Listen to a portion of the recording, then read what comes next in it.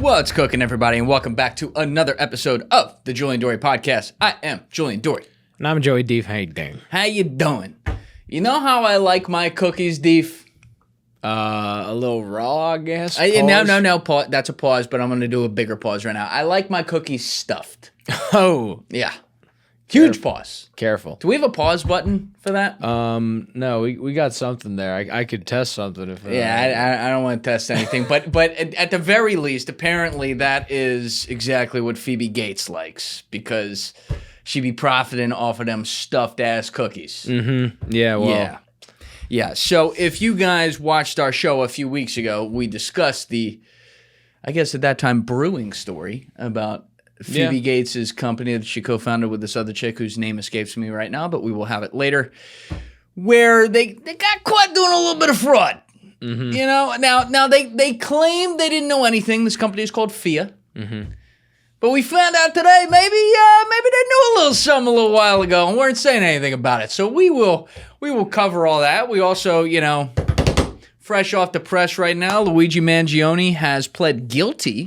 Dun-dun. Joey Deef, I know you've been working around the clock on his legal team, advising him over the past year or so, and great advice you've been giving him, so I hear. But what went into this decision for him to plead guilty to stalking with the intent to kill? I believe that's the exact charge. Well, it kind of was simple. A couple of gentlemen in black and white suits walked into the room. That's right. And they said, hey, this is what it's going to be.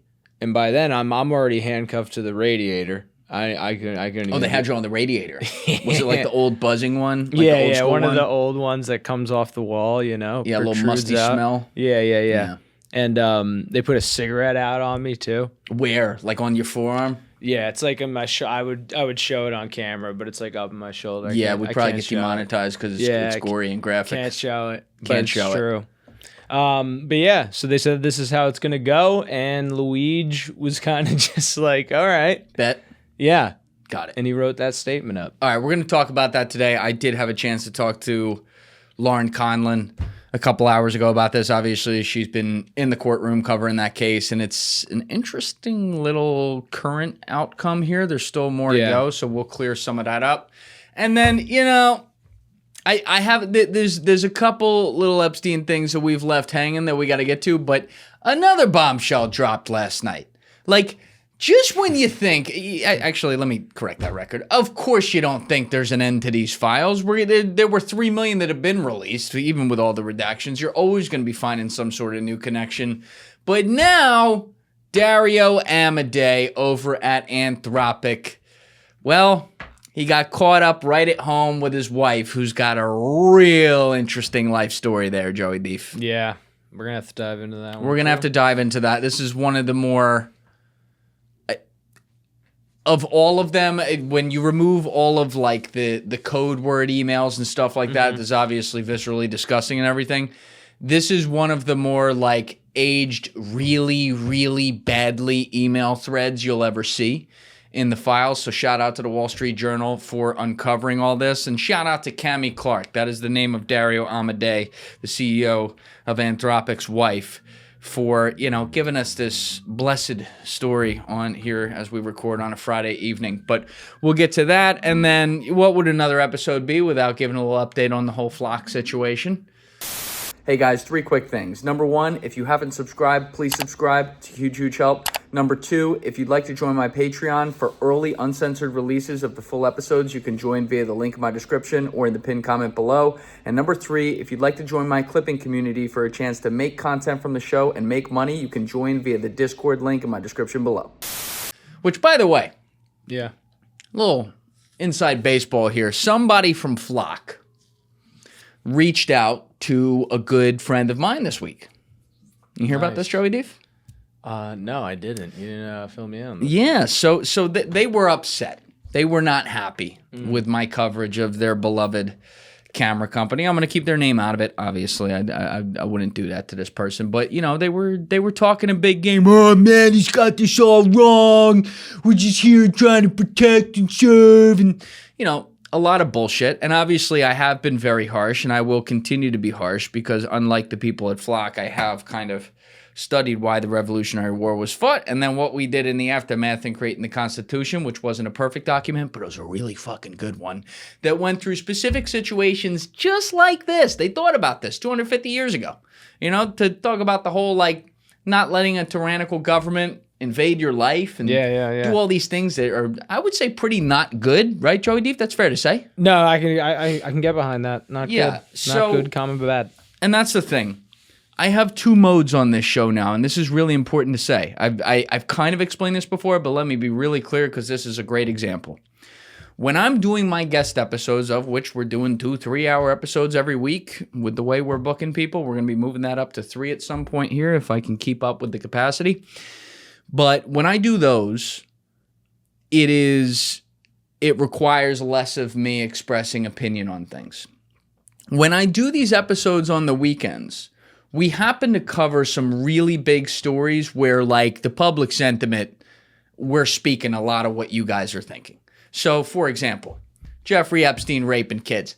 Pretty safe to say all you guys out there don't support that. So obviously we don't support that either because we have common sense and we cover it and everyone can agree with that. Point. When we're covering things like, another potential endless war in the Middle East, also pretty safe to say we got pretty good polling on our sides that many of you out there disagree with that whole thing and having more of our guys go over there to die, probably for another country. So we talk about that too. I've expressed these lines in the sand before in episodes, but I'm just repeating for clarification right here. When we're talking about people putting cameras all over the fucking country so that they can watch where we take a shit and measure the microbiomes in there so that they can fuck us later on a DNA test for nothing when we did nothing wrong just because they feel like being a fucking overlord like it's 1984. Yeah, I'm going to talk out against that. And I'm not just going to keep it to one company flock. They're the soup du jour at the moment. But there are other companies here underneath the surface there that are looking to get in and take that marketplace. And when they start to do that, as we've already seen some potential ripples in that. Oh, yeah. Yeah, we're going to be calling that out too. So, yeah, I look at things, and when I'm expressing these opinions, it's on stuff that the ball is already really there. That said, this is where it's going to come out because it is literally Joey Deef and I just reacting to the news just like all you guys do. So I want to put that out there. And yes, as I said, I've been very harsh on Flock with good reason. I have very good evidence to be harsh on them. Their CEO gives me the heebie-jeebies, as they say. This is a guy who, to say he can't read a room would be putting it lightly. I mean, he is, what's his name? Greg? You know what? Who funny? Cares? I don't even, Who cares? Give it space Whatever. in the brain. Now, I did invite, after I shredded him for 8 minutes, I did invite Greg, I think it's Greg, on the show a few weeks ago. Is it Craig or Greg? Whatever. Pam or Pan. It's the same shit. 2 M's, 2 N. Who cares? But I did invite him on the show, which was kind of a joke at the end of the bit, but it was also serious in the sense that, of course, he could come on the show. But this person who reached out to a very close friend of mine was suggesting that he come on the show. And what I will say is that if he did want to do that, can we actually get his name just to be sure? I actually, in this instance, should be very clear, rather than completely joking on it, because this is actually the serious part of it. Wait. What is it? It's Garrett Langley. Garrett Langley. All right, so it wasn't Craig or Greg. Garrett Langley. If, as this person who reached out to my friend suggested that he should come on the show, if he wanted to do that, I would do it. And here's how it would go. So that we'll just set the baseline right now. And to be clear, I've never talked to this guy before. I have no idea what the thought is there. Set the baseline, though. Yeah, that's just the idea that this friend of a friend reached out to try to say that I was talking bullshit. But if I did have Garrett on the show, obviously it wouldn't be in this context of me just hosting the show and him sitting here. It would be in the guest context. A couple things would happen. Number one, I would absolutely have Tommy G here with me. I think that would be amazing because Tommy G is the one who was man on the ground who really ripped this story open. He's a very close friend of mine. Good idea. An amazing guy, too. Someone who is as genuine as they come. Someone who I have witnessed over the years now sit down or talk with people who he has serious reservations about and be nothing but respectful, fair, and kind, even when he presses them. We've talked about the Adam Smith interview he did right in this seat on Zoom when he was at the apartment last time. So that I would definitely have Tommy G here. I think that would just be an amazing kind of conversation. And to be clear, I'm not going to let Garrett come in here and just like spew the Bible of fucking flock and get no pushback or anything like that. We're going to be pushing back the whole fucking time because obviously it's very clear where my stance is on this stuff. But he'd get a fair hearing. And I'd want to know more about what his backstory is and kind of how he got to this point, how he sees the world, and see if there were a way, not necessarily on the cameras themselves, but a way that we could find some common ground about things that need to be considered moving forward, which, to be clear, Joey Deef, in my book, yeah, that might be like, yo, you need to find a different idea here. This company ain't it.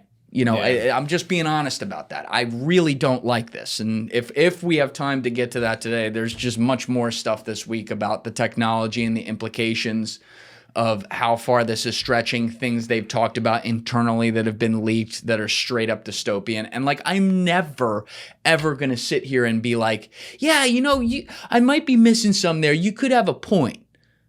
No point. You don't have a point in that case.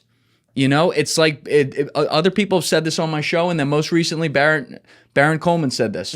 He's like, we live in a country where the idea is, it's supposed to be, it is worse to have one innocent man in prison than it is 100 guilty men on the street. Does that make the world perfect? Does it make it nice? No. But that's how you ensure you don't get tyrannical government. You put the government to the test, and I completely agree on that. Brian McMonagle, back in episode 115, famously said, I believe, like the same thing. And, you know, Brian McMonagle is one of the most legendary defense attorneys to ever live, represented a lot of different people. But, you know, I just think that's so important. So if that conversation would happen, and I have no reason to think it would, but if it did, as this person from Flock who reached out to suggest, we would do it in good faith, we would do it fairly, and we wouldn't just be fucking yelling at him the whole time. I'd want to hear what he has to say, and he would absolutely get pushback. So that I want to make that clear. And guys like that, you know, in my experience, they don't like going on platforms where it's not all preconceived and they don't know exactly what they're getting, especially if they're not exactly an adept public communicator or room reader, as Garrett appears to not be.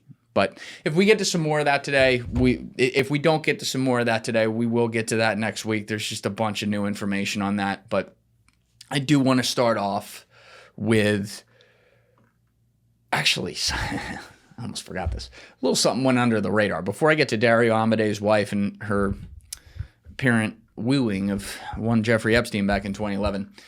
Remember when we talked about the Leon Black testimony, Deef? Yes. In June? Yes. So he came in, I believe he testified on a Friday? Yeah. The first time? Yeah. We can double check that. I haven't thought about that, but I'm pretty sure it was a Friday. Leon Black, the founder of Apollo Global, which is just balls deep in Jeffrey Epstein paws. You know, he goes and testifies before Congress in a closed-door hearing in front of that committee headed by Kentucky's James Comer, and refuses to answer some questions, refuses to provide NDAs as it pertained to him and women who were from his orbit and Epstein's that he had signed said NDAs with. And so he was told by the committee at the time, and we reported on this, Joey Deef and I covered this, I remember this, that he needed to return on Thursday, July 16th, for now a videotape testimony. So now, which should have been the first time around, Joey Deef. Oh, yeah. Well, you know, they get these things screwed up sometimes. They do. We'll they give do. them some grace. But you're a big tapes guy. You like tapes. Love the tapes. Yes. Love the tapes. You like video evidence. VHS, the whole thing. The whole thing. You're even like, you still put those like record, I don't even know what they're called, the cassette tapes in your car. Oh, yeah. Those aren't even video. Yeah. Yeah. I got dice hanging from the He's got dice hanging. Yeah. Yep. They smell like they're from 1974 still. They've been around a while. Listen, he's an archaic individual, a man of culture. Right. I mean that in the best possible way. But Leon Black is called back at the time to testify July 16th on camera. Yep. Went really under the radar. That just what do you mean? That got pushed down the road, Joey Deef. Did you know about that? The hearing did. Uh-huh. Didn't happen? Yeah, didn't happen. They postponed it Now, the story, I think I have the link at the... Oh, Deef's already got it up. Well, the postponing, yes. The postponing link, can you read the timestamp on when this was posted, Joey Deef? Yeah, this was posted, if I had to read with my eyes, that would say July 14th, 2026. Okay. So, 5:32 p.m. A couple days before he's set to testify, to go in there, yeah. A quiet story from Politico comes out saying that it has been scheduled for September 3rd in front of the House Oversight lawmakers. So let me go up right there, Deef. Let me just read this, and then I'm going to give some context. Billionaire investor Leon Black is scheduled for a September 3rd deposition in front of House Oversight lawmakers who want to press him under oath about his ties to the late convicted sex offender Jeffrey Epstein. A spokesperson for House Oversight Republicans said Tuesday attorneys for the co-founder of Apollo Global Management had confirmed his appearance date. Black's legal team will also transfer at the end of next week, so this means this would have already happened by now. Non-disclosure agreements the investor allegedly had with women tied to Epstein, the spokesperson said, which he had previously told the committee he will not discuss. So this is interesting, Deef. He gives a little tit for tat there. Right. He's giving something up that he said he wasn't going to give up. But he gets it postponed for when he's going to do it. So if we go back down, let me just make sure I didn't miss this. So, yeah, that's just Comer commenting on it. Black at a June interview said he had no knowledge of Epstein's crimes over the time frame he paid Epstein tens of millions of dollars, though he did acknowledge he was aware of his 2008 sex crime conviction. Just wasn't a big deal to him. And he's like, well, she was 17. She didn't show ID. What are you going to do? That's just what, I'm just saying what he said. No, I don't agree with it. He's like, I'm going to do biz. He's like, I got to do biz. He lives like right down the street from me. I got to pass his house. Sometimes the New York Times is sitting out front and I got to drop it off at his door to say what's up. So when in Rome, right? Yep. He says, Your Honor, I'm doing business with him, not her. That's right. Went on East 71st Street. Mm-hmm. But anyway, so. It's a shame. Couple things. Can you just Google this? What day of the week is September 3rd, Joey Deef? I already know what day of the week it is because it's the day before my damn birth. But just for the people out there, we want to get a live fact check just to be clear. So this is a Thursday. And you say, oh, okay, well, at least it's not a Friday. I want to note, this is a Thursday before Labor Day weekend. At the end, now Labor Day weekend falls a little late this year, so it's like an extension of August, the deadest news month of the year, the biggest vacation time of the year. When you look at this business back here, this is when I always look and over the last couple of years, I'll see that like brand deals are less because they're not. They want to do like the back to school stuff hard right after Labor Day, or they want to do it before in earlier August. So it's it's a very dead time. And now you get the long weekend. Everyone's on the road. You're out there seeing your family. You're down the shore. If you're in the Midwest, you're at the lakes or in the Ozarks or whatever the fuck all those beautiful places are out there that I still got to go to. A lot of great stuff in the Midwest, Joey Deef. Yeah, no, definitely great spot. Yeah, I liked Milwaukee when I went out there with Tommy G. We can go to the Ozarks. I got the plug there. I think we got to do that. Maybe in the comments you can let me know where you guys go on Labor Day weekend. But, I need some ideas. But, he's going to go testify. And then by the next week, that's it. Little news cycle's gone. That's it. Back to school. Little news cycle's gone. Amantara. Get your Amantara back to school. That's right. But, it's funny because this was the other one. We talk about Fridays. We talk about deader months. Mm-hmm. July's, it's midsummer. People are traveling 4th of July, yeah. It's not like August. I'll give July that. July's got more relevance than August for sure in the news cycle. There's no doubt about that. Not for July 4th, but the rest of the month, things are operating a little closer to regular biz. Biz is going. But in Forbes, the day after Leon Black was supposed to testify, Friday, July 17th, they posted an article at 3:28 p.m. Very late. And in fact, you know why we missed this, Joey Deef? Why? Because we were going on air. This is right when we're capable of missing something. Because this is smack dab on Fridays when we usually film our weekend little, pure speculazione. But it says Leon Black says Epstein introduced him to Elon Musk. Again, this is from Allison Durkee at Forbes. Billionaire Leon Black claimed he socialized with Jeffrey Epstein because of his many high-powered connections. sex convictions aside, including Elon Musk, but never considered him a friend, according to a transcript released from his interview with the House Oversight Committee. This would have been the one back in June. All right, so go down. I'm just going to read the bullet points right here. I want you to hear how loaded these are. These are the key facts listed at the top of the article. So, we already covered that one.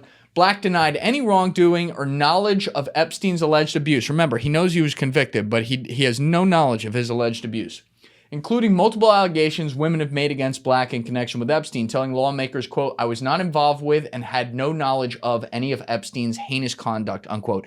That was definitely not a statement written and practiced in front of his lawyer. Written by and practiced in front of his lawyer, right? That's definitely how a normal human being talks, Joe. Yeah, no, for sure. Yeah, for sure. Okay. The billionaire testified he met Epstein through a mutual friend in the mid-1990s. And we talked about that in the previous episode where we covered this deeply, where he did that sit-down interview that was later transcribed into a big article back in like 2022 or whatever. There's some evidence that he met Epstein before that. It's up in the air, though. So that's what he claims now on the record. So he has this on the record. They met him in the mid-1990s, and he would regularly see the financier because, quote, he enjoyed taking advantage of all the network of interesting people he knew, unquote, recounting how Epstein would regularly invite him to meet the other high-profile people in his orbit. Musk was among those that Epstein introduced Black to, he told lawmakers without elaborating. Also, now, how do you not get him to elaborate on that? The very next words out of my mouth would be, sir, can you please elaborate on that? Like this is not hard. So they're going to get another shot on this September 3rd before people forget about it by Tuesday. But just keep that one in mind. So he said he told lawmakers without elaborating, also saying Epstein had introduced him to Bill Gates, more on him later, and Deepak Chopra. Black refused to characterize Epstein as his friend. You know, a guy who manages all of his estate planning, is paid, tens of millions of dollars by Leon Black, whose house he goes and frequents, has breakfast at all the time, hangs out in his groups because he knows so many important people. Definitely not his friend, right? Like Joey Deef, that doesn't sound like a friend at all. That sounds like someone you hate. It's an acquaintance. It's an acquaintance. It's an acquaintance. An acquaintance. Oh, I like how you're thinking. That's why you're a great lawyer. So it's a formality. You're changing the context of the term to something slightly lesser. Yeah, like we do business together, we meet people for lunch, but he's an acquaintance, Right. We don't talk about the ball games or the wife at home, I don't know this guy. You don't know him at all. I don't know him. Yeah. I know about the guy he fucked over to get that biz done for us. That's right. Oh yeah. That's right. He knows all about that. We drank to that. Oh, they drank to it. Yep. Cheers to it. Personal stuff? No, I don't know the guy. He's not a friend of mine. He's an acquaintance. Okay, well, Leon Black is due to now testify on video about his acquaintance, Jeffrey Epstein, according to his attorney, Joey Deef, is being referred to as his acquaintance. Oh, shit. Shit, boy. Shit, I did it again. Oh, my God. Anyway, so we will be waiting for that with bated breath, and I predict, Joey Deef, that we will do our best here to not let that get lost in the news cycle. That's what I'll contend. Yeah, we'll hold on to that one for sure. We'll hold on to that one. We'll make a note of that. So on our little corner of the internet, we'll do what we can, but it's going to require other people out there, many other people, to also be covering this as well. So stay tuned on that. But the soup du jour, I think I already used that once today. My bad. I got to come up with a better term. It's been a long week. But the story of the day is the Wall Street Journal bombshell about Dario Amodei's wife. So before I get into this fucking lady, oh my God, there's so much material here. There is so much going on with her timeline. When you look on jmail.world, which many of you out there already know this, but that is where there is a basic Gmail setup that is taking all of the government release files and making it as if you are logging into Jeffrey Epstein's Gmail. I will say on the chain, on the email chain, the main chain between Dario Amodei's wife, Cami Clark, and Jeffrey Epstein back in March 2011, some of the times are a little weird and don't make sense, meaning there's an email that looks like it got responded to that went out at 6:04 p.m., but then the response says 5:23 p.m. on the same day, which would mean that one came before. But the Wall Street Journal, I'm going to take their reporting on it. When they had it on their article. As far as I could tell, the timing lined up with like they had it in the specific order and were reporting it as being in that order, which would make sense. But in today's episode of You Can't Possibly Make This Shit Up, but oh, that's right. Yes, you can, because it's real. Cami Clark, let me just walk you through her life a little bit. She's born in Reno, Nevada. Never been, heard it's a nice place, right? Joey Deef doesn't seem too sold on that one. No, it's a great spot. Great spot. Okay. Nevada rocks, dude. So anyway, born in Reno, Nevada. When she's 20, marries a 64-year-old casino guy. As you do in the state of Nevada. As you do in the state of Nevada. Maybe it was for love. Maybe it wasn't. They were divorced 3 years later. Do with that what you will. Ends up doing something. I don't even remember what it was. It's in this Wall Street Journal article. I'm just going off the noggin right here. To where she has to declare bankruptcy in 2009. Which, you know, that's not great. But it's very Nevada. 08, though. Hey, I get it. It's after 08. It's also it. A very Nevada thing to do. I get it. You get a casino, you go a little bust, you get a little bankruptcy, you come back. Yep. And Cami, I guess, always was relying on her youthful looks and ability to get men to like her that could then help her rise into the world. Because when I look at her backstory here, the way that she talks with people, the way that she sells the things she's working on, and the circles that she gets herself into, this is one of the most prototypical, if you're looking at it 30,000 feet in the air, one of the most prototypical charlatans you'll ever see. Someone who just wants to get involved and be around money and power and then feel like they can inject their voice into those things to feel important and hopefully share in said money and power. So let's go to the article now. Let's do it. Deef. So Dario Amodei quietly married this woman in, I want to say, like 2021. He had been dating her since 2014. Didn't seem to talk about the wedding. In fact, she's been pretty much scrubbed from the internet ahead of this story coming out. When you would Google Dario Amodei wife, it would show actually a picture of him and his sister who works at the company with him. And on Wikipedia, I don't know if it's changed now today with this story, but his personal life would say he married in 2022, but not, or 2021, whatever it was, but not list her name or any details about her. Yet they had been dating for so long. And whenever, even though she doesn't have an official job at Anthropic, whenever he went around the world and was going to places, or whenever he went to give a big speech and stuff like that, she was always at his side. She was always viewed as a key advisor to him and someone who was like whispering in his ear and telling him what to do. And yeah, this story is going to end up at the World Economic Forum years ago. It's going to end up with fucking Eric Schmidt, the old CEO of Google. It's going to end up with Jeffrey Epstein. It's juicy. It's loaded. Like, who wrote this for Wall Street Journal? This is Keith Hagley and Luke Gerard Kummer. Yeah. Unfortunate name. That's a Hagee and Kummer piece. Okay. All right. Pause. But I'm sure when they came across this one, their eyes got really big because they're like, there's no way this is real. But again, yes, it's real. So let's go down. Let's do it.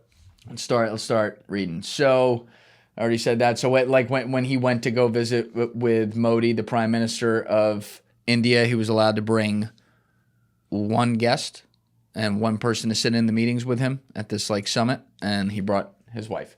So she acts as a sounding board, strategic advisor for Amodei, according to people close to the company. She has also brought Anthropic a key early investor, former Google CEO Eric Schmidt, whom she had dated. Damn, son. So she brought her ex to be the investor daddy of her.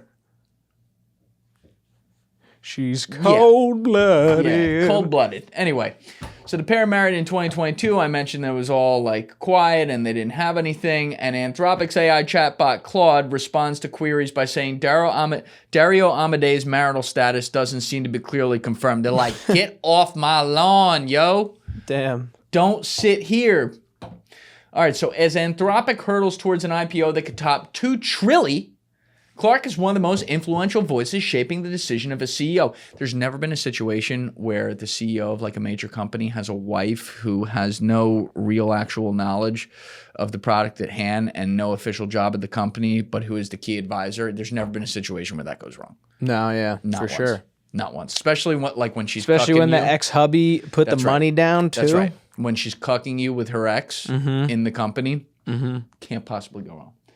So she made connections with powerful people, including Schmidt, whom she brought into Amodei's orbit. The billionaire left roles at Google and Parent Alphabet in 2020 and transitioned into investing into tech startups, yada, yada, yada. Go down. This is all the mythos stuff. So Clark, born in Reno, Nevada in 1979, was an entrepreneur and often interacted with the rich and powerful, as well as up-and-comers in Silicon Valley. The most important would turn out to be Amodei, whom she started dating in 2014, just previously beginning in 2011 and lasting for 3 years. She was in a relationship with Schmidt, who was an executive chairman of Google, and then I guess she probably aged out. I don't know. Anyway, pure spec. When they got together, Amodei was still an academic working as a postdoctoral scholar at Stanford University School of Medicine, having earned a PhD in computational neuroscience from Princeton. He would go on stints at Baidu and Google before joining OpenAI in 2016. So we'll go down all past this. She introduced people at OpenAI to other people as well. Go up a little bit there, Deef. So when he left OpenAI, Dario, back in 2020, he and his sister and 5 other employees then founded Anthropic. Anthropic in May 21 announced that it had raised $124 million for its Series A. So 5 months later, they get $124 million. Not bad. How do we get that? Yeah, well, hey. Man, 5 months? 5 months. What are we doing wrong? Anyway, led by Skype engineer John Tollin and including Facebook co-founder Dustin Moskowitz, Jane Street founder James McClave, and the Center for Emerging Risk Research, as well as Schmidt. That was a part of that 124. Clark, who wasn't yet married, wanted equity in the new company. She like, honey, I need my piece. That's a part of the prenup. I need that. According to documents reviewed by the Journal. In February 21, Clark pitched Schmidt on creating a new venture fund called the Mother of AGI Fund. Its goal was to be an elegant solution to formalize Cami's involvement in Anthropic and manage Eric's investment and invest in the AGI ecosystem, according to a 40-page proposal. Others at Anthropic, including Dario's own sister, drama in the household, didn't support the plan, according to people familiar with the matter, and it didn't move forward. By the end of the year, associates said they recall seeing what looked like an engagement ring on Clark's hand, and not long afterwards, the couple wed in Italy. That's what she did. That's a classic move, Joey Deef. She tried to muscle into the company, get him on his back feet, have his sister, all his co-founders against it and shit, and be like, oh my God, he's a nerd. He outkicked his coverage here. He's like, oh my God, no, you can't have equity. And she goes, you know what, honey? You're right. I shouldn't have equity, but what we should do is we should get married. You should marry me. She's like, if you don't marry me, you know what's going to happen. Yeah, you know what's happening. It's either equity or marriage. You can't not have one. Oh, no, that's not the... She's like, if you don't marry me... There's not gonna be a wedding to celebrate. There's gonna be a celebration of life instead. Pure spec. Maybe we'll edit that out. I don't know. Pure spec.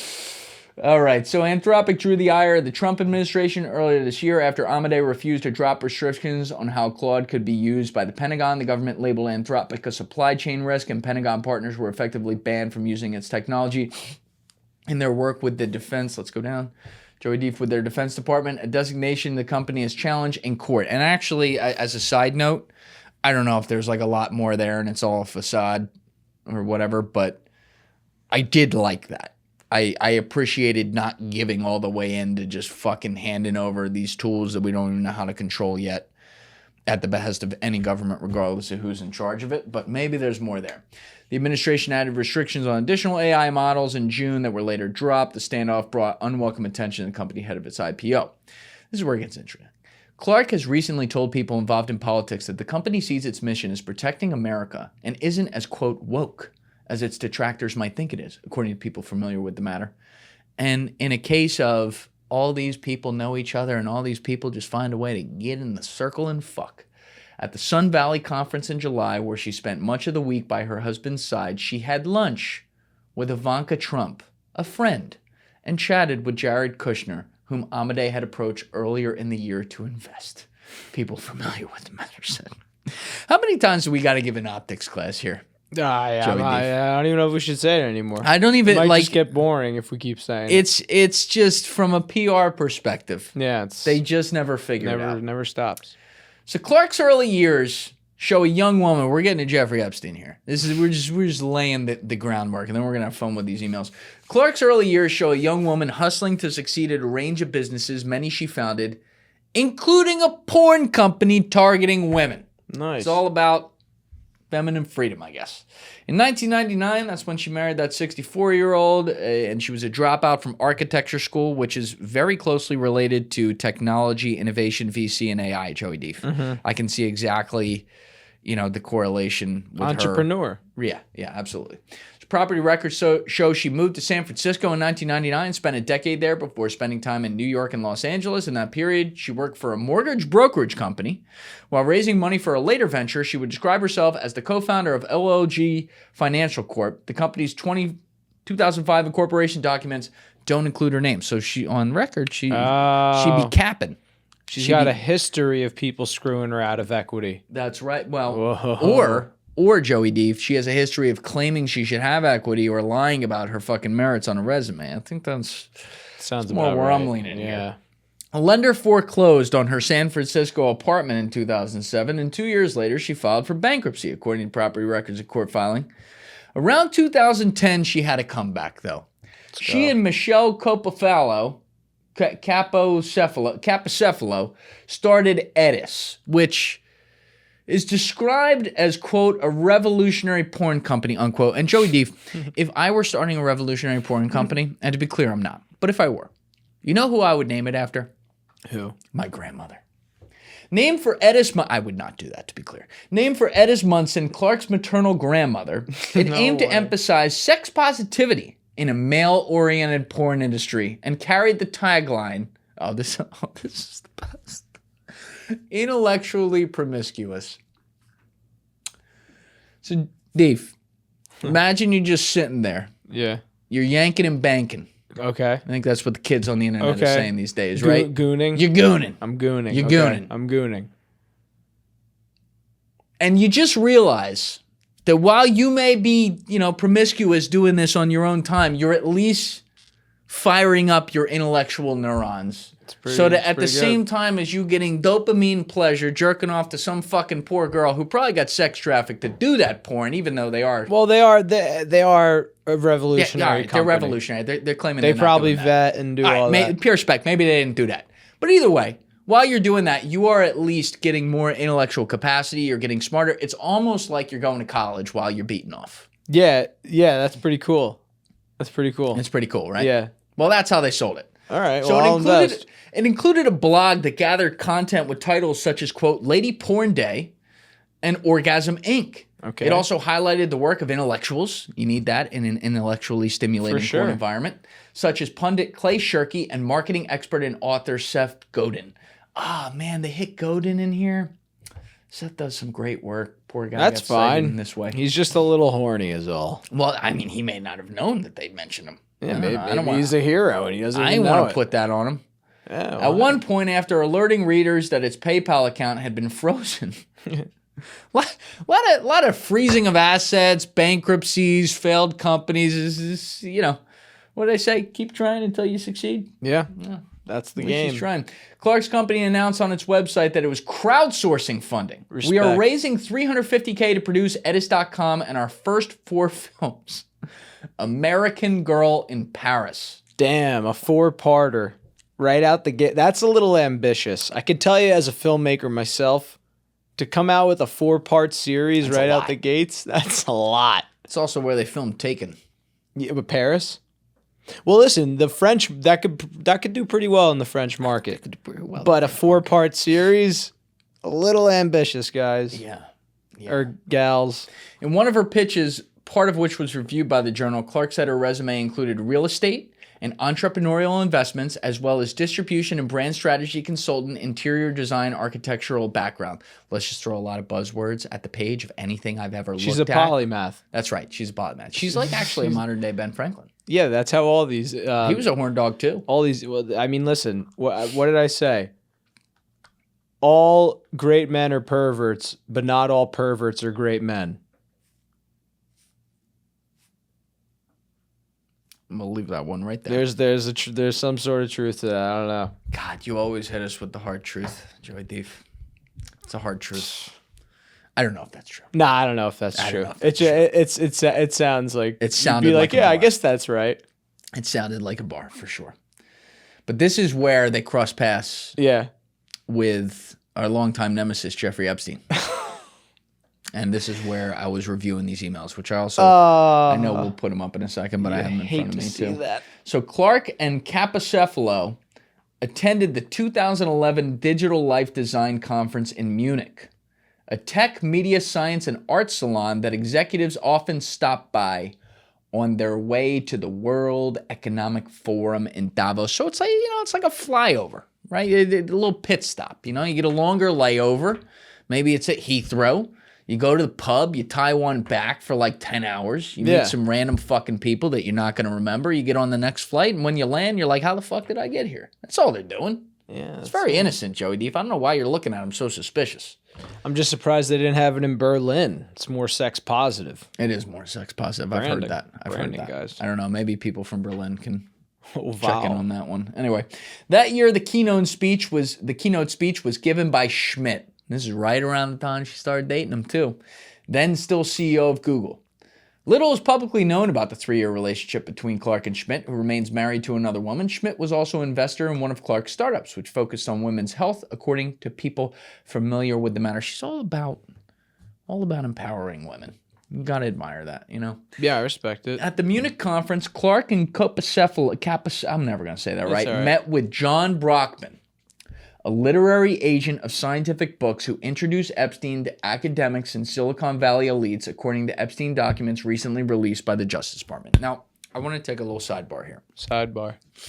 John Brockman is a guy we haven't talked about a ton on this show, and it deserves another look at some point. As he was described there correctly, he was this literary agent who represented all kinds of people, but he was the head of the Edge Foundation.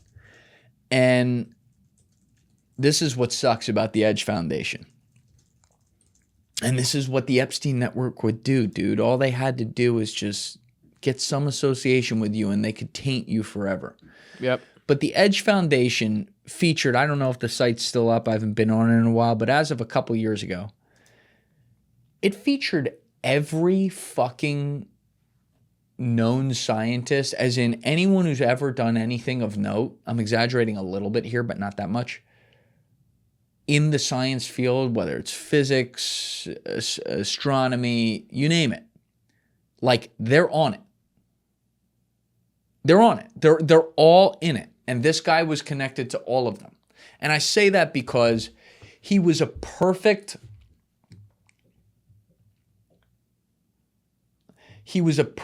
dude to be like a pimp in this game. Because he had the intellectual backing of an organization with enormous human capital and connections that went way beyond the scientist, by the way, to where he could be a kingmaker and someone who could introduce people to people. So he had social business trust of a lot of people. But all the while, he was boys with Jeffrey Epstein, throwing all these parties. That was actually the guy, I believe, if I'm remembering correctly, that Doug Rushkoff mentioned was running that party. Brockman, yeah. That he went to in like 98 or 99 that he later found out Epstein was attending. I was going to say, too, with science, like with people that are doing research and your work always is coming down to grants, and it's literally the perfect storm. Same with like all the arts, like all the different artists that are caught up in this too. Those fields, it's you're whoring yourself out. Yes. And then even like, let's play it out this way. There's some people who then ended up being compromised and blackmailed, or obviously in some cases were even just straight up sick individuals who did pedophilia and shit like that.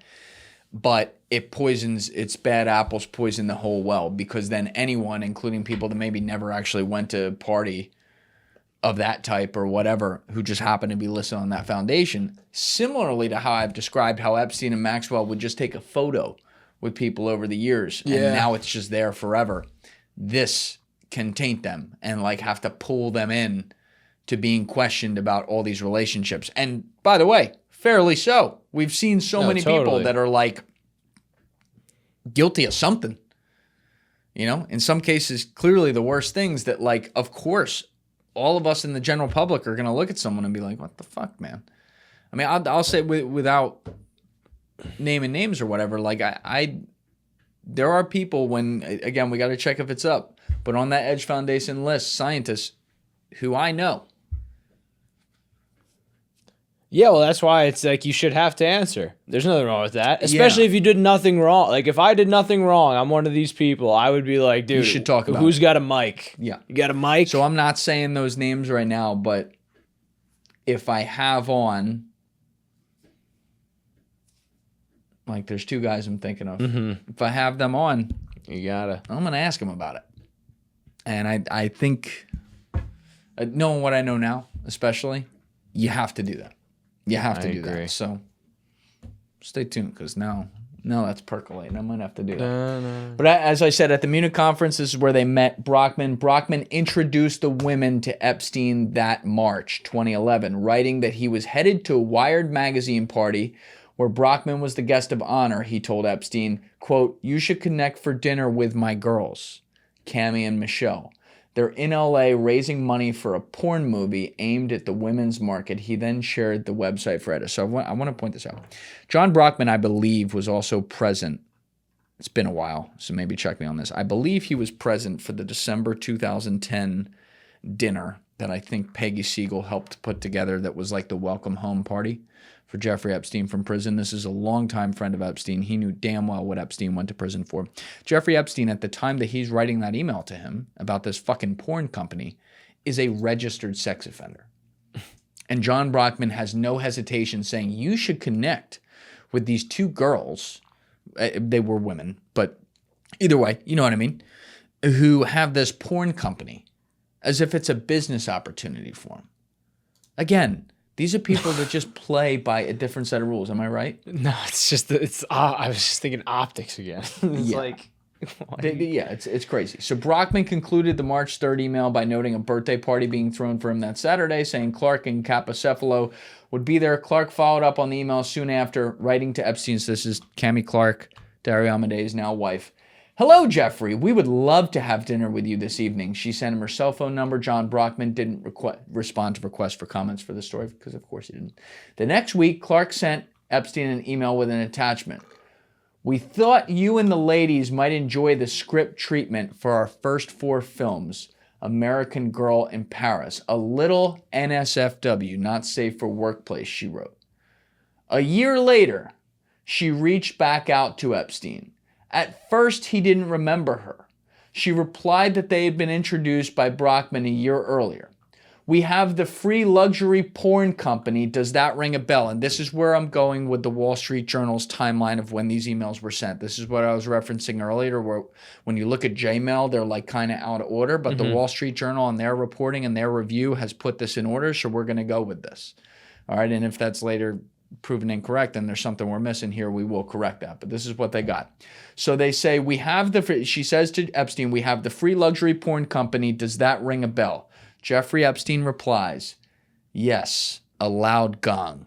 It didn't just ring a bell. He fucking, I'm not even going to make a joke there.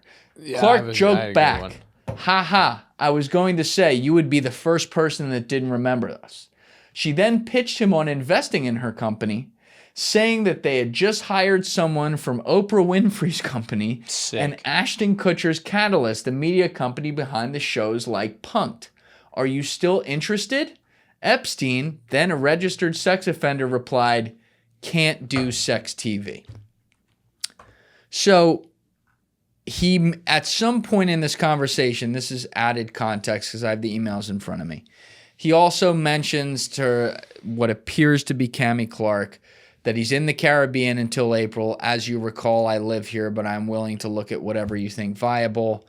And then that's obviously where this comes up, and he says, "I can't do sex TV." She goes, so that email where she said you'd be the first person who didn't remember us, she also said, "At any rate, are you in NY? Would be great to catch up. I'm in San Francisco / LA till Wednesday, then back. And she's signing all these off as Cami Clark, so they are from her. Officially jealous, she says, officially jealous on the Caribbean front. We'll intro you to Jennifer Zuccarini via email. I personally, all caps, love what she did with Kiki DM.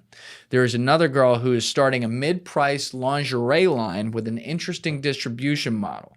We'll send you her things when she has them together, probably in the next week or so. So she's throwing them all the things related to women and their bodies.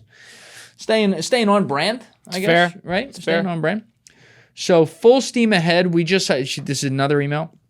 We just hired the head of programming and development from Oprah's network, and prior to that, Ashton's Catalyst. We're highly focused on creating amazing content, only the best, which landed us firmly in Hollywood, where things operate at a very different timetable. Are you still interested? We might be raising another round. And so this is where he had then said, like, can't do it because he's in. You know, it's a sex company. So she goes, I didn't think so, smiley face. Being a lingerie supporter is equally as good. We're also about to raise a round for a social dieting app and website geared towards women. Everything's about women. She got a lot of ideas for women. I don't think any of these came to fruition, but it was good enough that she's now like the key advisor for one of the key fucking AI companies on earth that's worth a couple trillion. Neither here nor there. We're also about to raise a round for a social dieting app and website geared towards women. It integrates the data from all of our health monitoring devices, Fitbit, Jawbone, Up, Body Media, Fitcore armband, Nike Fuel Band, Withing Scale, MC10's latest. Combined with user inputted data about nutrition, users will be able to photograph food for portion size calculations, prescription and supplement regimen, menstrual cycle and location via GPS, mood, etc. via push notifications. Not spying on you at all, obviously, like all these apps. In fairness, I'm in. Like all these apps do. Joey Deef loves getting spied. It's like, I'm in. Information is then aggregated to create rich data results and infographics of each user's patterns, habits, and lifestyle. Honey, I'm just telling you, this is already TLDR. Like this guy, Jeff, these rich people, they're like a 1 or 2 lines get the point across. You're at fucking line 8 right now. He has already dozed off, which, by the way, he never responded to this email. Snooze, you lose. Anyway, users can share this information or opt out with other users, Facebook style, to get examples and templates of what works for real women over a broad range of lifestyle. Diet management and weight loss services are massive but deeply fragmented markets. 61 billion sales in the US, $586 billion globally.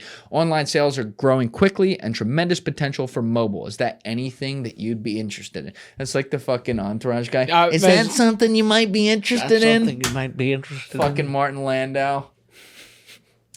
Dude, so good. That's effectively the end of the article, other than Epstein received an automated note from LinkedIn in 2013 that he should congratulate Clark for her new role as CEO of Female Algorithm Technologies. Traces of it online are scant, except for a Tumblr account with the edgy aesthetic that combined photos of nude women, a portrait of Steve Jobs with an early Mac, and all caps mottos like great minds fuck each other using the full expletive and let's make lots of money. If I could say, and that's a great way that Keach Hagley ended this article. It's perfectly on brand. If I could summarize this girl's life, it is all about fucking her way to the top and trying to get rich quick and get around powerful people so that she can just snag off the fucking ends of it. And now, she probably seduced this relatively nerdy guy and is cucking him with her ex and is caught up in these files after they tried to scrub her from the internet, which would suggest, pure spec here, Joey D, pure spec. But it would suggest that Dario Amodei, or whoever had that information scrubbed, and I would think he probably knew about that, considering how Claude answers these responses itself. It would suggest that they knew maybe the past wasn't all sunshine and rainbows. Mm-hmm. How many more of these are going to drop, dude? How many more people in this space? I think we missed something in that article, by the way. She was involved in all those effective altruism groups in Silicon Valley, which is just chef's kiss. But like, how many more times are we going to see someone near, around, or in power in the structure today in 2026 who is caught up with the most notorious sex trafficker in modern history? I think you could kind of think it's most of the new class, if you will. The new class. They were freshmen back then. They were freshmen. They're seniors now. They're seniors. They're in charge. You know? Class president. You see someone walking around high school, but you don't know exactly what grade they're in. But then once they're a senior, you know they're a senior. And you're like, oh, they're in that class. They're in that class. And they're all in that class. Or it seems that way. Pure spec. Pure spec, but yeah, it's a loaded class. They got some heavy hitters in that class. They got heavy hitters, and the doors outside are locked. We tried to like just get in and like videotape it for you guys so you could find out what's happening. Security kicked us out. They're rebelling. They're putting orange soda in the water fountains right now. That's absolutely right. Absolutely right. So, Bill Gates' daughter, Phoebe, mentioned this out front. Big cookie stuffer. Can we pull up a picture of Phoebe's? Yeah, let me get that. Just, lay down the visual here.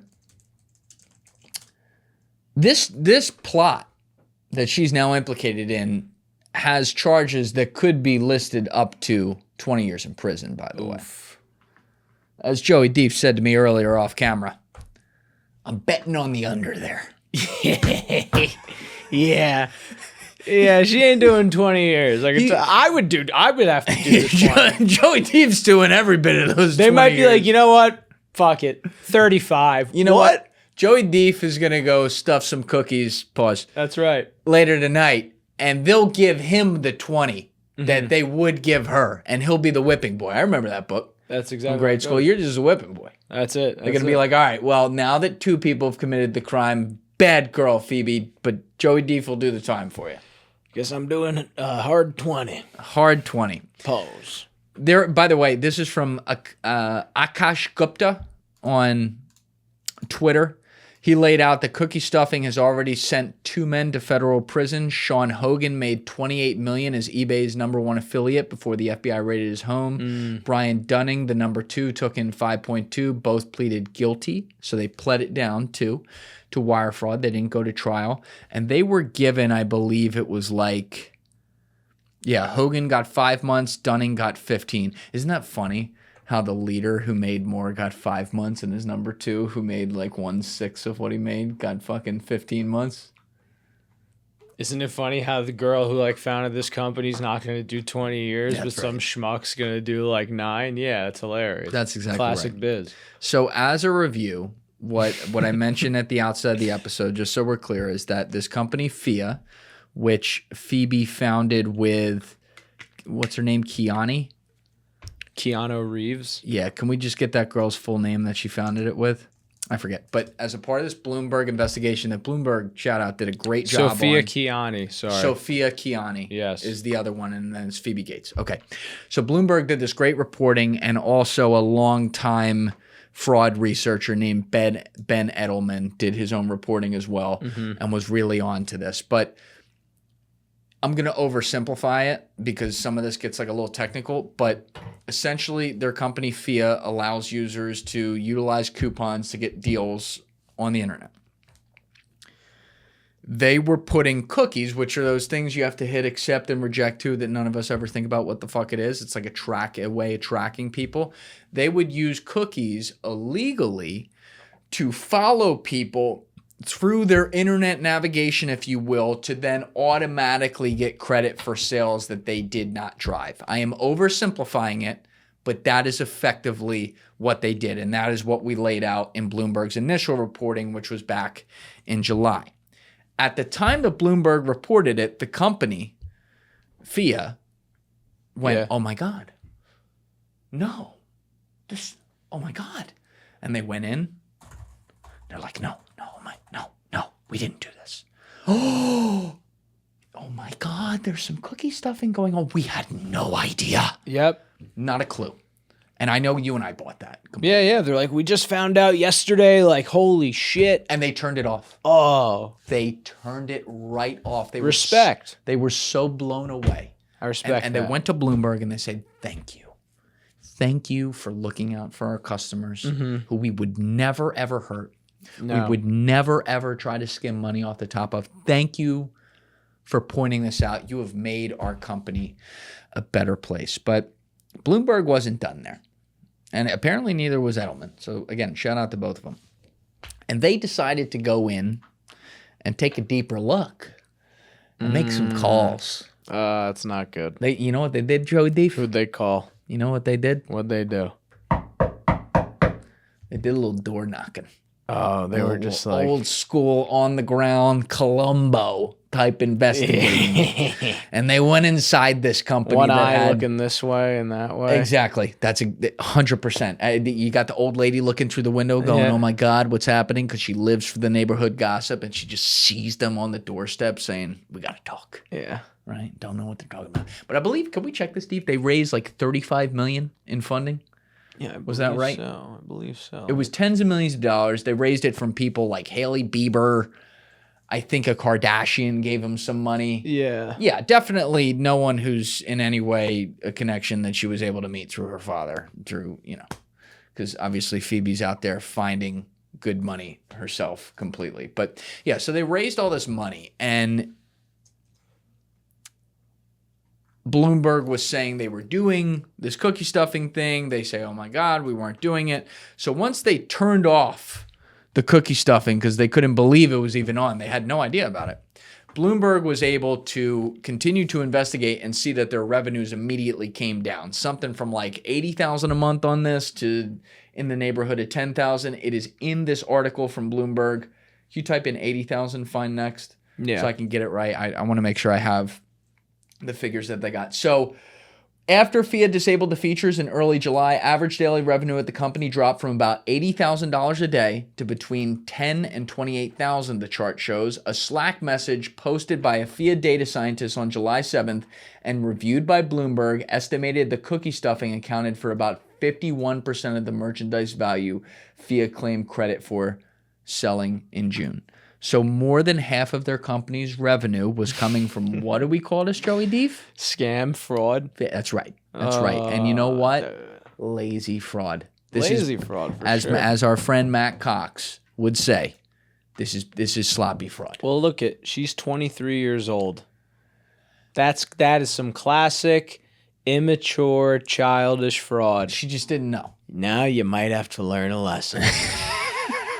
But you won't. She won't, because Joey Deef has already signed on to be her attorney. Hey, well, pay me some of that FIA money. Joey, that's right. Joey Deef's gonna get some of the revenue. Come on now, turn the stuff back on. If you're gonna pay for my retainer, if the cookie don't fit, you must have quit. That's right. He's already got it ready to go. I'm gonna need you to turn that back on because I got a retainer to get. That's right. He make sure, just as long as he gets his retainer, we'll forgive the fraud. Yeah, you know. And then I'll just blow the case. She'll get 30 years. That's right. That's right. Joey Deef's got to raise some money in the influencer world out there. There's a lot of aesthetic things that he's working on in his life, buying a mansion with money he can't afford, and this is how he's going to get it. Yeah. Help me out or I'm doomed. You know? Doomed. Anyway, so their revenue split in more than half after this occurs. And what I meant by Bloomberg going and knocking on some doors is they went to employees, engineers, it sounds like, sources within the company, and they were able to get access to Slack texts that date all the way back to December. Damn. And in the words of pretty much every legal textbook that I've been told about, I didn't go to law school, maybe my lawyers can help me out here, this is where you find the quote-unquote smoking gun. I don't even know if that's in legal textbooks, but we use it in popular parlance. Yeah, so but forgive me if I'm wrong. Either way, you get the point. It is made very clear in Slack messages that Bloomberg was able to review and verify that they also, if you scroll all the way down, Joey Deef, they recreate at the very bottom. Go all the way down to the bottom of the article. Keep going past the cookie stuffing. Keep going right there. They recreate these different conversations from December 2025 where Phoebe and her co-founder, Kiani, that's how you say it, right? Yep. Sophia Kiani. Are going back and forth with engineers where they are I read through these and it's a little bit technical, but I read through them a couple different times, and I'd like all of you guys to read through this as well for yourself to see, what your takeaway was, which, by the way, this is one of those you can archive.is and see if it comes up because it's Bloomberg, which is, another service. So we Mike Benz this and we were able to see it. But from what I can see and what Bloomberg took away is that Phoebe and her co-founder are both acknowledging in these conversations that in December 2025, they are completely aware that this is happening. And they instruct the engineers to make sure that effectively, and I'm oversimplifying, that they continue it. Even when in at least one of these conversations, there was an engineer expressing some issue with this going, hey, I don't know about this, guys. And I think it was, I can't remember if it was Phoebe or her co-founder who said, listen, as long as we keep the revenue, we got to keep the revenue above X amount a day because, biz. And, however that has to happen, let's make it happen because that's what this is. Now, here's what I don't understand, Joey Deef. I don't know what it's like to have a dad who's worth fucking whatever Bill Gates is worth, $100 billion. He has signed a pledge to give away all of his money after he infects all the farmland around the world and apparently vaccinates all and society. money doesn't matter anymore. You're right. You'll just be like, here, this is a better time. But I think what I'm getting at here is I think it's fair to say prior to starting this company, Phoebe Gates was not missing any meals, right? Yeah. I'm not worried about her being out on the street. I'm sure she's got a very nice life. She has no need to start a company at all. But like, hey, you want to be an entrepreneur, you want to go make something of yourself in the world, even if you're using daddy's connections to go raise some fucking money that you don't have to risk because it's other people's money. Do it neither here nor there. You go out there, you try to build a company, Joey Deef. I can respect that. Yeah. It's when you do the fraud, Phoebe. It's when you do the fraud, as the Bloomberg seems to have caught you dead to rights. That's when I stop respecting it. Now, this is another key moment where we are seeing in our Roman Empire symbolic life here. Yeah. An elite situation. Phoebe Gates, through no fault of her own, is born into that elite world, and she seems more than happy to enjoy and reap the fruits and benefits of it, including at the expense of the everyman. As in her customers. This is where we are going to see whether or not the double standard plays out for the fucking 10 trillionth time here. Because as far as I can tell, and now I'm being serious, Joey Deef, if you or I did this, we'd be in handcuffs right now. Yeah, for sure. But that's if this report came out, FBI open up. And we'll open up. Yeah, all right, you got us, lawyer. Okay. And we're going to jail, all right? And all of you out there listening, unless you're Phoebe Gates or someone like that, you're going to jail. Yeah. But not Phoebe Gates right now. So I'll hold my breath, Joey Deef, but I think I'm going to be dead before we record the next episode. Yeah, I think I could see that counsel's probably going to make an argument of like a teenage fever dream in this case, born in 2002. 2018, the Ocean's 8 movie comes out. That's the female spinoff of the Ocean series. So she's like 16-ish. Yes. So she's a teenager. That was probably one of her favorite movies. And she's like talking to her girlfriends like, we should do this shit. We should do this shit. That's right. And then they started this business and she's like, we're going to be like Sandra Bullock. Like, we're going to be like Rihanna. Anne Hathaway. Like, we're going to do this. Yeah. And they flew too close to the sun. They did. They did. We'll see if she learns a lesson now. I think you cooked there. But yeah, I think the council. That's all that matters. That's a great point, Joey Deef. That's all that matters. As long as she learns her lesson and just doesn't do this again. Yeah. We can forgive that, right? It's like, remember like when your dad like infected, was that her mother? Oh. You know what? Well, when you're doing you could just pull that out. We're leaving that all. Nah, I didn't. That's awesome. That's just biz. I forgot it. That is just biz. But it's just biz. Like you gotta look at the people around you, and like if there's one great thing about being born into that world of the elites, is that you're gonna see a lot of incredible wins, and the losses you're gonna witness in that world as a kid, you're going to see crazy losses. You got to learn. You're going to get the best education of the world possible when you're growing up in those circles because you're going to see the best and the worst, like on the highest and lowest scale. They don't learn. You would have thought they don't learn, Joey D. If you would have thought on that note that, she watched the debranding, I don't know if that's a term, but you know what I mean, of her father. The bad optics. Right. Of especially the last 6 to 7 years. Right. Where he went from some people still respected him in society to fucking everyone can't stand him. And you would have thought she would have been like, you know what? I may be young, but here is the room, and thou shalt read it. But then you know what happened? Yeah. She came into the living room and Bill's sitting there in his little sweater and he's eating some larva and like drinking the green juice. And she's like, what are you going to do now? Like, isn't this horrible? And he's like, honey, I still got all the money. That's right. That didn't go anywhere. I still got all the money. And Your then, mother left me. And maybe that's what happened. She didn't learn the lesson. She's like, oh, yeah, he's right. He's right. He disgraced his name. Yeah, the brand is ruined, but he's got the money. He's got the moolah. He's got the money. He's got the moolah. Which, can we scroll up to a picture of Phoebe Gates? Yeah, real quick. That's the founder. Kiani. No, not that one. That's not as good. There was one. That was an older picture. Not that one. Go up. Oh, you know what it was? It was the one on the New York Post. Go to Twitter real fast. Okay. Because those are older pictures. You know. Oh wait. So. Yeah. That's combining the two names. Bill Gates and his wife. Not the best aesthetic genetics going on there. No offense. She did all right. I'll give her that. I'll give her that. Yeah, she's got a future. Well, because aesthetically speaking, it cancels out if both the parents. It cancels out. That's right. You know, like say the right genes just. Well, yeah, they say hot people have ugly kids. I mean, she's not a 10, but like true, she's not a fucking 5. I will give her that. But regardless of what she is, she should be going to jail. Yeah.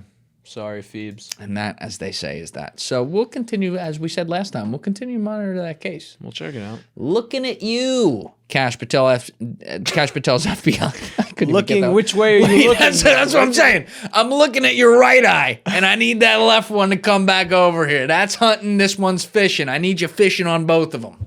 You know, like in cartoons when they get hit and the birds are flying around, like because they're dazed. That's what I imagine he's doing every time. Like he's just looking around, like he's just in a daze. He's seeing the fucking fractals. He's doing something. But we said out front, Luigi pled guilty, and I said that I talked to Lauren Conlin. So let's pull up the first article right there that has like an outline of some of the things he said in court, because CBS was reporting this, TMZ was reporting this. Obviously, it's news that happened in court.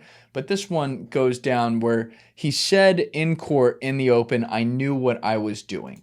And so his defense attorney, Karen Agnifilo, who I believe her husband represented Diddy, he is very well defended from an attorney perspective. You know, she and Luigi decided to file this plea today, which apparently was seen to be coming in some circles, talking to Lauren. Yeah. And so much so that the family members of Brian Thompson, who is the former CEO of United Healthcare, who Luigi Mangione, I guess, is admitting now that he did in fact kill, the family members were there to see this. But I'm going to read this straight from what happened in the courtroom. Luigi Mangione admitted to the cold-blooded killing of United Healthcare CEO Brian Thompson, pleading guilty Friday to federal stalking charges as the slain executive's widow cried silently in the courtroom gallery.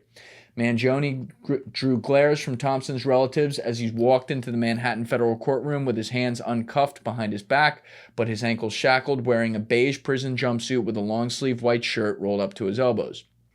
Several of Thompson's relatives, including his widow, sat in the second row of the courtroom, eyed the accused killer as he strolled in, took a seat and intently read, and then signed a document with lawyers. Mr. Mangione is prepared to plead guilty to the indictment at this time, defense attorney Karen Agnifilo told the judge. Let's go down to where he says, all right, so according to Mangione, he had, quote, emailed United Healthcare leadership while posing as an investor, requesting details of the conference, and received an immediate response. And Joey Deef, you were telling me that you saw he had previously just emailed regularly and didn't get a response, and then when he posed as like a really wealthy investor, that's when he got the immediate response, and that set him off? Yeah. Okay. Interesting that, you know, again,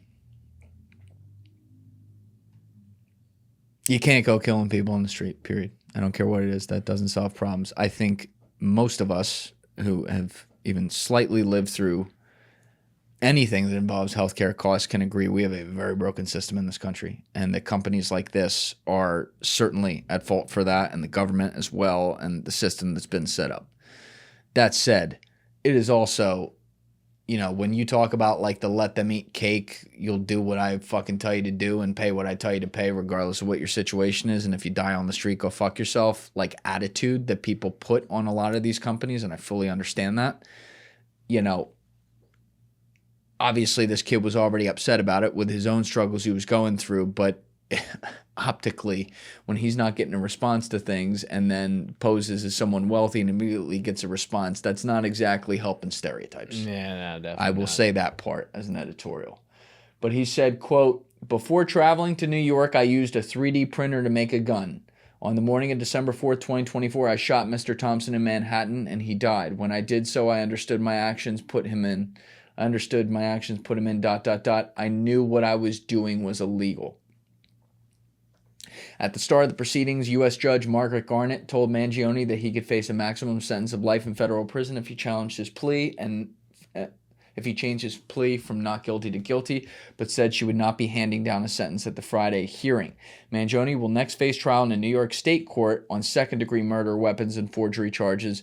Jury selection is scheduled to begin September 8th. So I want to relay some of the things Lauren Conlin, who you should follow on Instagram, she does, and on X, she does some great reporting. I had her in here earlier this spring to cover the missing scientist case and all that. She does a great job. But Lauren was saying that this was some brilliant lawyering from Luigi's team, because they've already been able to get charges knocked out along the way at the federal level, the terrorism charges, I want to say the first-degree murder charges. Either way, they got some serious charges knocked out, and this charge was like stalking with the intent to kill. Mm-hmm. And in pleading guilty, as you can see from the transcript here, a part of that plea, I guess a part of the agreement, maybe some lawyers can help me out as to how this would officially work with the paperwork behind the scenes that then leads to what he says in court, but Luigi is admitting that he shot Brian Thompson. So he's admitting to the murder, but he's pleading to a charge that is like not murder one in this case.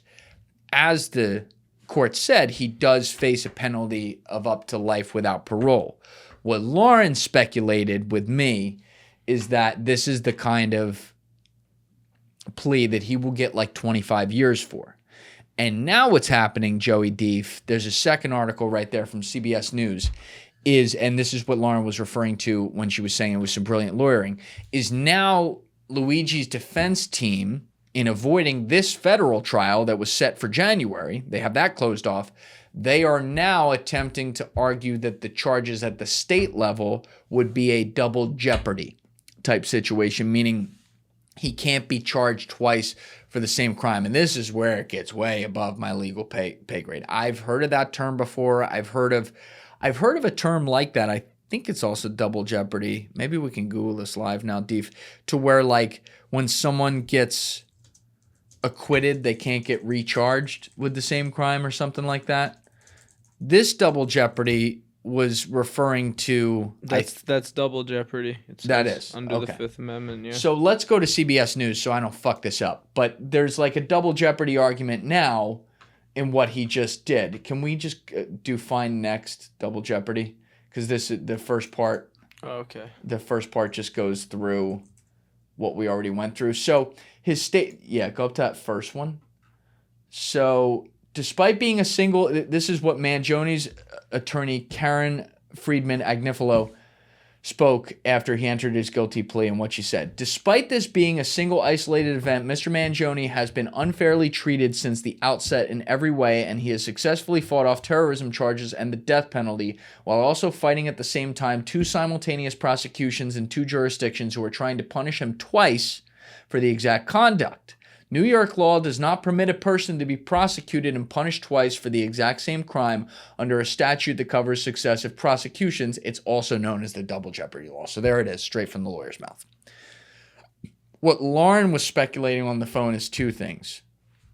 Number one, this, which is based on exactly what she was saying, his attorney said, which is that they're going to try to get that case removed because he's already pled guilty in federal court, shouldn't be charged for the same crime at state court. But number two, if he was charged for those crimes at state court, this is where it was a bit confusing. I'd love to have Lauren on the podcast at some point when we're covering some of her cases to explain this better than I can. But if they did end up having to hash it out at the state level, her suggestion as to what their strategy would be is that they would try to get an equal charge to what he pled guilty to here, to plead guilty to at the state level, and then use legal maneuvering to argue that it should be that the sentences should be served concurrently rather than consecutively, which, if I could put some math on this, let's say he was sentenced to 25 years apiece federally and state, concurrently would mean that they're served at the same exact time. So he serves 25 years. Consecutively would mean he serves 25 and then the next 25 for what he did. The other thing to think of here, and this is a commonly discussed thing whenever you watch any guys talk about their prison experience and things like that, is he wants to serve time in federal prison, not state prison.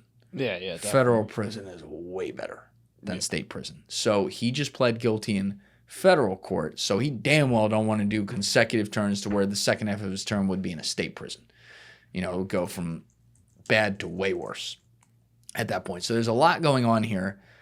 Interesting that this just kind of popped up, though, again on a Friday. I don't know. I guess, is that normal? I don't know. In court? I don't know. It's just weird that a lot of things happen on Fridays. Like, who do I got to fuck for a Monday? Never. You know? Like, it's just... I don't know. That one's weird. But I've said this since the beginning. And I know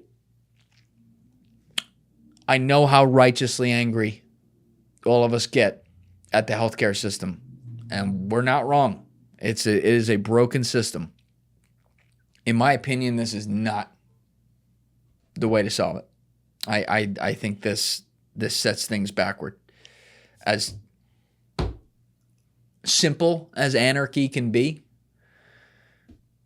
it generally in world history doesn't have a great ending. I know you covered a lot of anarchy in the Sacco and Vanzetti case when you wrote that fucking play. Yeah, I went to some of these hearings and was outside the courthouse. That's right. I forgot about that. Yeah. I was. You were fucking promoting the play outside the hearings in character. What, promoting? Well, hold on. I mean, Joey Deef, that's what it looked like to me. It looked like you were promoting in an Italian accent. Yeah, I forgot all about that. Yeah, I got some good headlines. Which, by the way, a little breaking news here. We haven't said this yet. Joey Deef has completed and is finishing the editorials on a feature movie script. Mm-hmm. Are you allowed to say the name of it?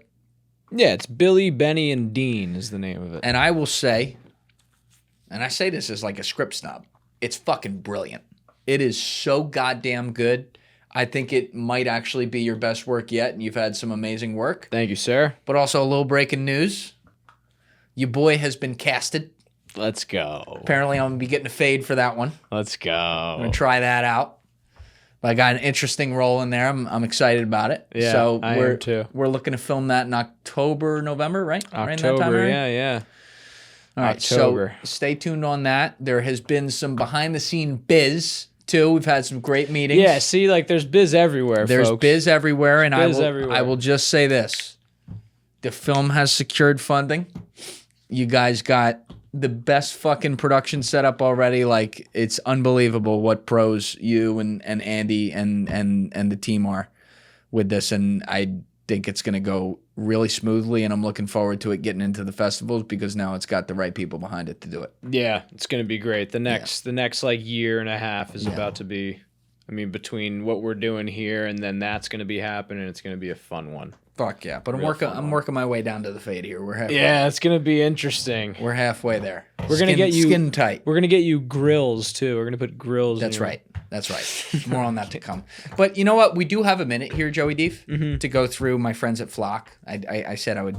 There's going to be more next week because we're not going to get through all this. But when I talked about Garrett's his name, right? Yeah, Garrett. CEO Garrett. Craig or who Greg. I'm sure Greg or Greg. I don't know how I landed on Craig or Greg. That's all right. But whatever. Anyway, so Garrett, I had referenced him not knowing how to read the room. he doesn't even understand the irony of the literal visual examples that he thinks of when he goes to explain and defend what he does. So I want to play the video. You know what one I'm talking about, Deef? You already got it. Can you cut? Yeah, we're going to look at the meme after. Perfect. Can you cut to where he starts talking? Yeah. So it's at like the 15-second mark. Yeah, a little back right there. So this is Garrett defending, I guess, like the good intentions of Flock. And he seems to find, as I said, no irony in very openly, I would say maybe even callously. You know what? Let me pull back a little bit here. Unaware, ignorant, maybe. He is describing you and I, you out there listening, me and Joey Deef in here, as 5-year-old children. Let's play it. Sick. People want to jump to, let's just punish people and that will teach them. But if we look at our kids as a proxy, as a proxy, the level of punishment, whether you're in timeout for 5 minutes or an hour, doesn't matter to a 5-year-old. They do something because they think they're going to get away with it. And as soon as they find out that as a parent, you have all-seeing eyes, they stop doing bad things. And the punishment has nothing to do with it. Okay, and pause it. Maybe it's unfair to pause it. The punishment has nothing to do with it. They just stop doing bad things. So we're going to film all of you, and that's all we're trying to do. We're just trying to stop you from doing bad things. And we will never, we at Flock, I'm speaking for Flock right now. Apparently I'm their PR guy for a minute. We will never allow people to take advantage of that. There will be no cops stalking their ex-girlfriends through cameras. There will be no license plate reading that, apparently hooks up to your Bluetooth and shit like that and then tracks you forever. More on that in a second. We are the children, and Flock is our father. Let's let him keep explaining this and dig his hole deeper. To call an adult a 5-year-old, but that's generally how our brain works. We operate on a Boolean equation of like, I get away with this, so I do it. If I don't think I get away with it, I don't do it. And maybe, one is stealing, a gummy from a jar of candy. Another one is shooting someone. So quite a big disparity there, but it's the same brain thing that's making a decision. So I totally agree with Noah. And I think the data is there.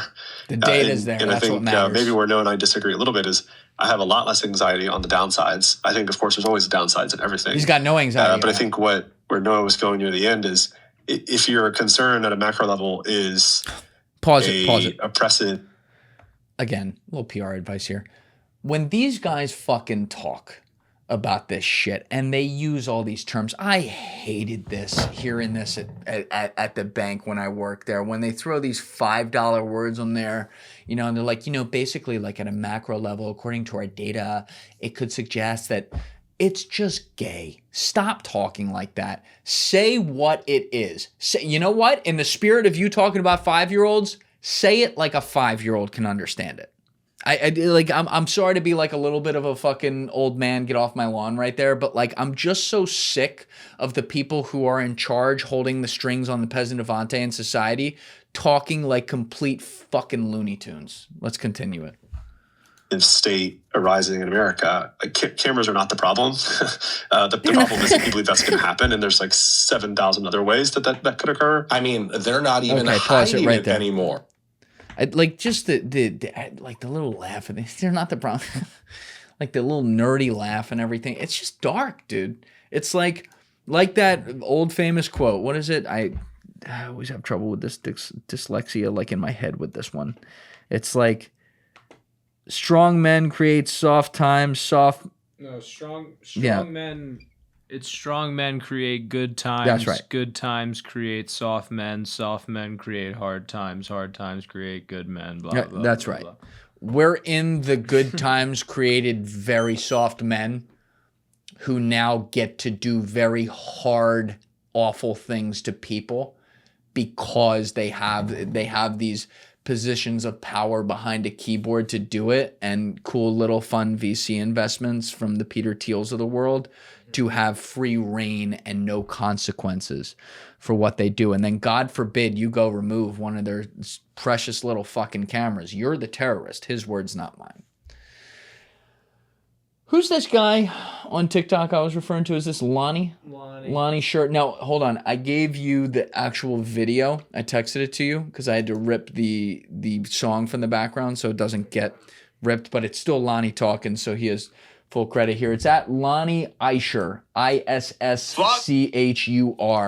on TikTok, but he laid out what's going on with the license plate reading and what Flock may have the ability to do here, which, Joey Deef, I think is kind of notable. Let's let it play.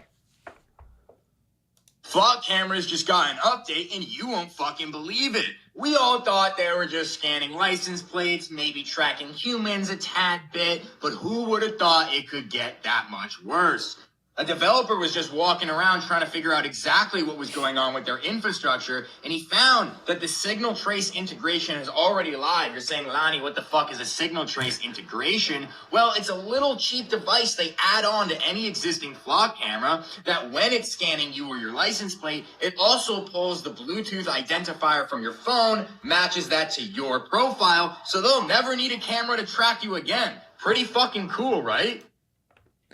Now, some of that could be like a little bit simplified as to how quickly it gives them full access to everything. But even the idea that you are tying together, like looking at this conservatively, tying together Bluetooth data and tracking via cameras on a license plate to then be able to monitor your movements and see where you are.